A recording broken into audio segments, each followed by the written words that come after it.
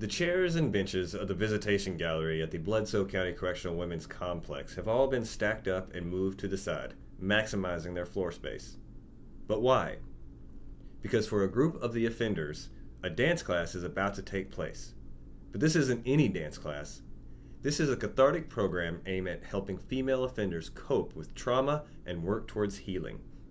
So Dance to Be Free is a nonprofit, and we're changing the lives of incarcerated women through the healing power of dance. So we started in Denver. We grew into a teacher training model, so that allowed us to go around the country. So we're now in 14 prisons that we've actually been to with our 3-day teacher trainings. And we call them teacher trainings, but they're more like a workshop in self-growth and introspection and a way to heal trauma. So what we did today was met with about 18 women, and we had them do a lot of breathing exercises to calm their nervous systems, and they were doing it in partnership, and then we did it as a group, and then that gets them connected and grounded. We did some kind of theater warm-up exercises, which is using the voice and how to let go of being cool, and we played with being super silly and awkward, and then we moved into some journal writing. So the journal prompts really inspire them to, I think, dig deeper, so they see that this isn't just an exercise program, that it really is a therapeutic healing program. And so once they start writing and see how dance could help them in their life, then they start to just open up even more, and the vulnerability increases and the trust increases. So why did Miss Wallace want to incorporate dance into her program? Because we believe that the recidivism rate is so high because of unmanaged trauma, and when women arrive in prison, statistically they have a lot of trauma in their bodies, and they're in a somewhat traumatizing environment. And so we've seen a lot of approaches try to help.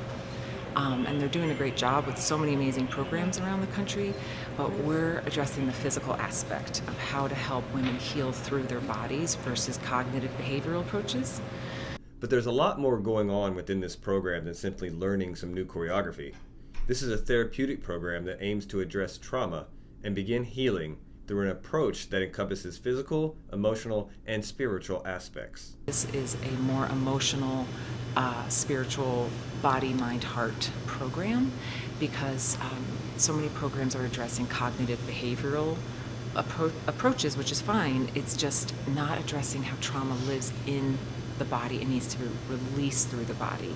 So you can't talk your way out of something that was violating, or when we are traumatized, we go into a fight, flight, or freeze mode, and that is not mental. That's like at the reptilian part of the brain, and the way you get to the survival brain is through repetition and rhythm, and that's been studied by trauma specialists. And so we're finding that if you bring in just the body, you're missing the emotional and the spiritual. If you bring in just the spiritual, you're missing the physical and the emotional. And so it's a really a great holistic approach because we bring in all three. Absolutely. And while it is early in its implementation, TDOC is excited to have the program come to BCCX. We're very blessed to have Dance to Be Free. They came totally funded by their own program. TDOC did not have to put any cost into it. And our hopes and goals for the Dance to Be Free are that the women not only learn some skills that might be able to be utilized on the outside, such as a yoga teacher would be, a Dance to Be Free instructor, but also for it to be a very mentally and physically cathartic and therapeutic process for them. And the prospect of the participants utilizing the program in their communities once released is very realistic and probable. What they could do in their community is just teach at transitional houses, they could teach at rec centers, they could teach at studios. Some of my graduates sub for me when I leave town. I'm keeping in touch with a lot of our graduates, keeping them in the teaching circuit. Some teach at churches, some teach at all sorts of facilities, but I think halfway houses or transitional houses. To learn more about the Dance to Be Free program, visit their website at dancetobefree.org. And be sure to watch our social media pages for more updates on the program once it's fully implemented.